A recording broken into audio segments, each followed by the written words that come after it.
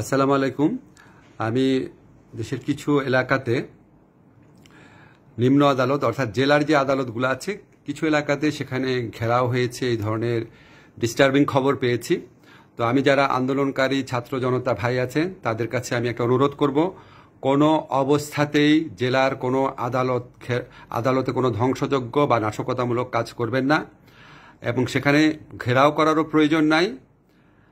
আমি যতদূর জানি, আমি আপনাদের কনফার্ম করছি, ছাত্র জনতার পক্ষ থেকে যেই প্রত্যাশাটা ছিল সেটা হচ্ছে উচ্চ আদালতের সুপ্রিম কোর্টের চিফ জাস্টিস এবং অন্যান্য কিছু জাজের পদত্যাগের ব্যাপারে।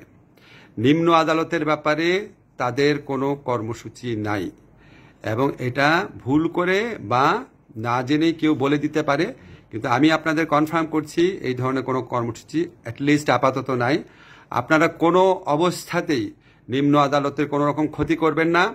এই সমস্ত এত কিছু এই পরিস্থিতির মধ্যেও তারা কাজ করে তারা আপনাদেরকে সেবা দেওয়ার চেষ্টা করছেন।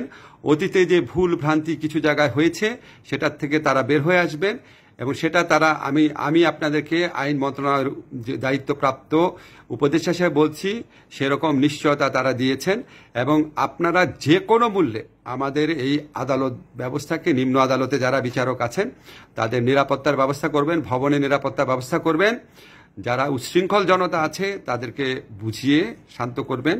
আপনারা প্লিজ আমার এই আহ্বান শুনবেন এবং সবাইকে এটা জানাবেন। ধন্যবাদ সবাইকে।